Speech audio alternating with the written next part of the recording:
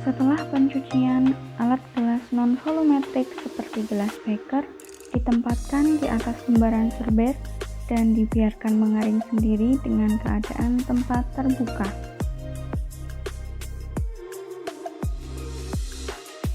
Alat gelas volumetrik seperti lampu ukur diletakkan dengan posisi terbalik di rak tertentu dan dibiarkan mengering sendiri di udara terbuka. Untuk buret yang akan disimpan, diolesi sedikit vaselin pada keran buret yang terbuat dari kaca. Kemudian posisikan ujung buret menghadap ke atas dan letakkan pada statif.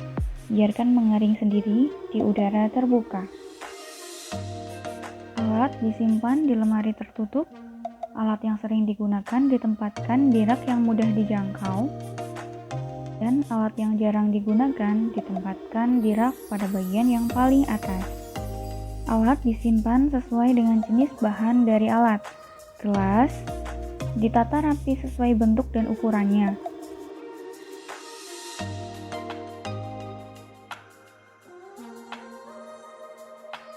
Alat-alat lain seperti cawan penguapan, pelat tetes, lumbat karet, spatula, penjepit tabung reaksi ditata rapi sesuai dengan jenisnya.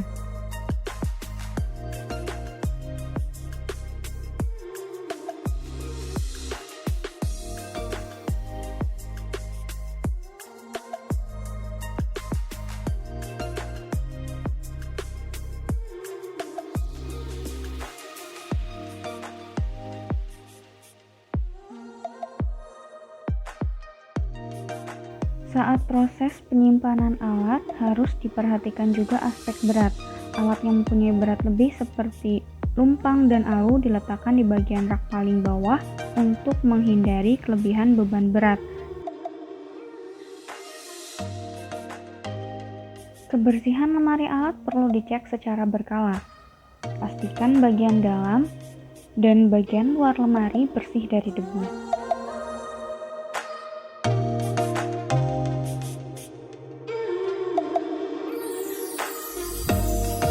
Begitu juga alat yang disimpan di luar lemari alat. Sebelum digunakan, sebaiknya dibersihkan dari debu dan kotoran terlebih dahulu. Alat dari gelas, hindari jatuh, terbentur, dan pemanasan yang tinggi. Alat dari karet, hindari dari asam basa dan bahan-bahan organik. Alat dari kayu, ditempatkan di tempat yang tidak lembab. Alat dari porselin, hindari jatuh dan perubahan suhu yang tiba-tiba. Alat dari plastik, hindari api dan bahan organik seperti aseton. Kemudian merawat alat dari logam, hindari perkaratan akibat reaksi logam dengan udara dan air.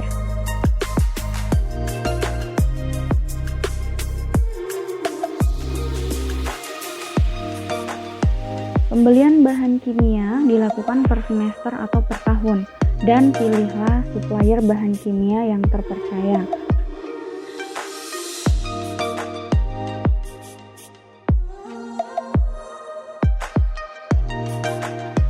Setelah bahan kimia sampai, cek kembali pemesanan.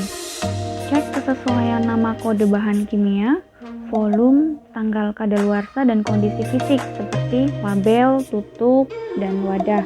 Untuk penyimpanan bahan-bahan kimia, lakukan berdasarkan sifat fisis dan sifat kimianya.